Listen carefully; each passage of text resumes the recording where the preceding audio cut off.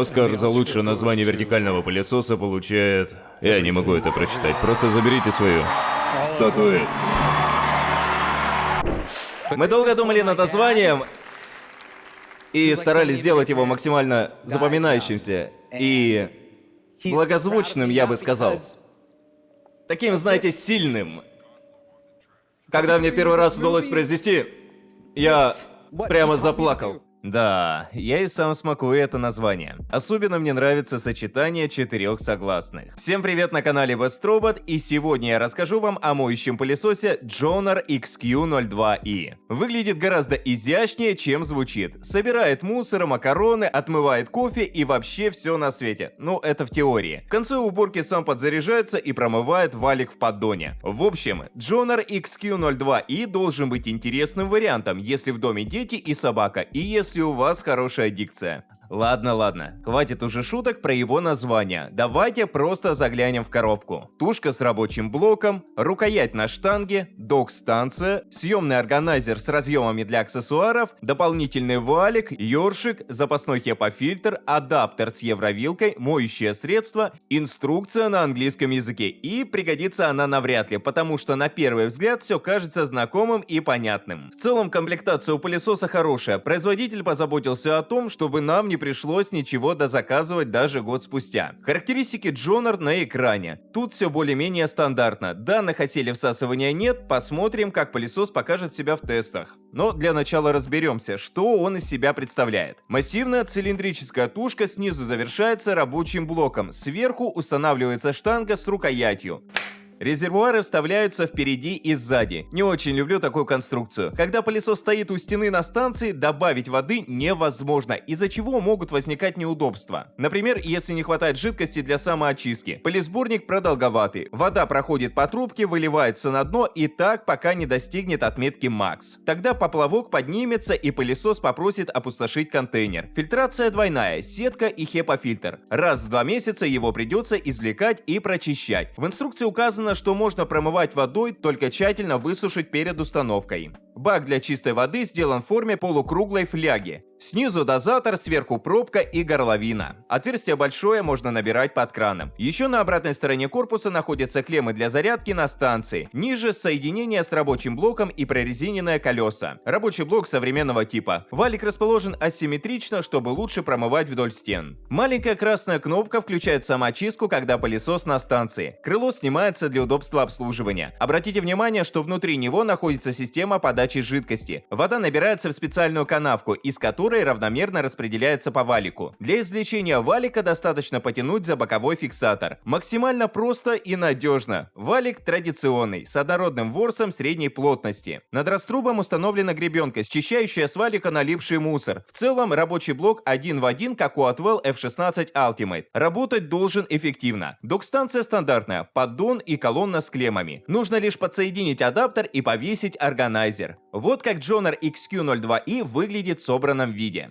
Завершая обзор дизайна, могу сказать, что мне почти все понравилось. Пластик качественный, сборка надежная, конструкция современная. Субъективно у меня вопросы к расположению резервуаров, лучше бы они вставлялись с лицевой стороны. То же самое могу сказать насчет управления. Оно осуществляется 2 кнопками: включить, выключить и переключение между 3 режимами. Помимо минимального и максимального в наличии автоматический режим, в котором Joner самостоятельно повышает силу всасывания там, где нужно. Обе кнопки ложатся под большой палец, управлять можно одной рукой. Проводимые манипуляции отображаются на дисплее. Цвет полукольца указывает на выбранный режим. Батарейки и циферки подсказывают, сколько вы еще сможете пылесосить. При нехватке воды загорается капля, а если вы нажмете на иконку громкоговорителя, пылесос начнет развлекать вас голосовыми уведомлениями. Польза от них нулевая, но когда будете хвастать покупкой перед гостями, эту функцию определенно стоит включить. Если у вас особо беспокойная кошка и любознательные дети, не беспокойтесь. Случайно запустить пылесос не получится. На рабочем блоке стоит фиксатор, и пока вы не отклоните тушку, мотор не включится. Единственное, чего мне не хватило — регулировки смачивания. Предпочитаю, когда у мойщика есть отдельный регулятор, чтобы можно было заливать пол там, где нужно, и убирать подачу воды на коврах. Joner XQ02E не доверяет пользователю и принимает решение самостоятельно. И, надо признать, это тоже важно. Представьте, насколько было бы круто, если бы мне не приходилось постоянно конючить и напоминать. Поставь лайк, нажми подписку.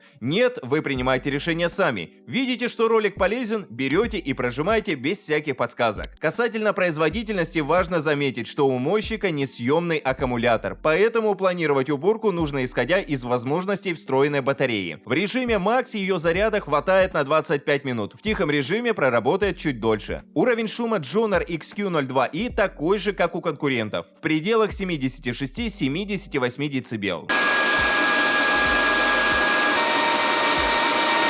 С учетом мощности всасывания шум приемлемый. Joner уверенно справляется с щелями от 2 до 6 мм, а кое-где ухитряется зачистить даже 8. Для моющего пылесоса такой тяги вполне достаточно. Кстати, в процессе тестирования на стенде был выявлен небольшой изъян. Вот послушайте.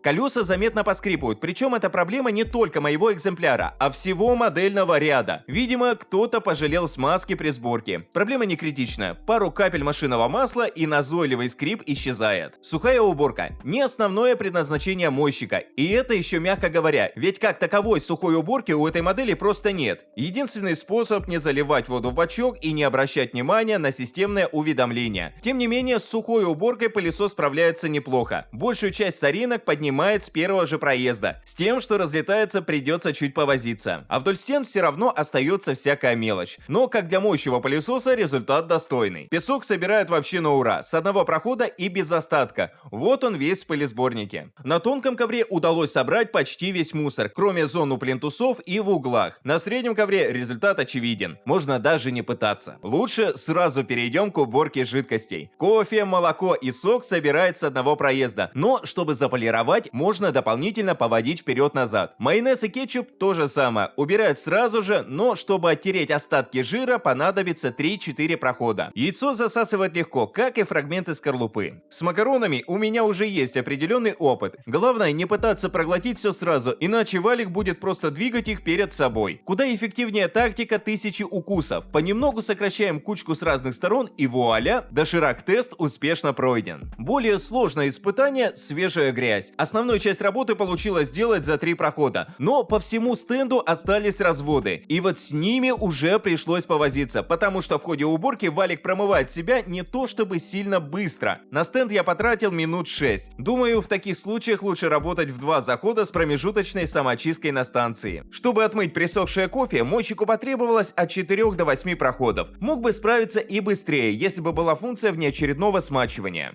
Сок отмывают похуже, на каждом участке приходится махать раз по 10. Но самое тяжелое – присохший кетчуп. На участок размерами 50 на 50 я потратил 6 минут, и это было настоящее кардио. Декстер недоволен и хочет от мойщика большего. Но хотя бы с самоочисткой проблем не возникло. Вот как выглядит валик после тестов с пятнами. Он кофейно-ржавого цвета с неравномерно окрашенными волокнами. Нажимаем красную кнопку и ждем завершения самоочистки. Если у того же Atwell F16 Ultimate она идет 2 минуты с чередованием замачивания и отжима, то здесь алгоритм традиционный. 30 секунд, намочил, покрутил и готово. Соответственно, и результат оставляет желать лучшего. Валик, конечно, посветлел, но выполаскивать все равно придется руками. Тем более, что валик все равно придется вынимать и где-то сушить, потому что функции просушки у этой док-станции нет. Что мы имеем в итоге? Пылесос с запоминающимся названием и современным рабочим блоком на поверку оказался вполне традиционным. Joner XQ02i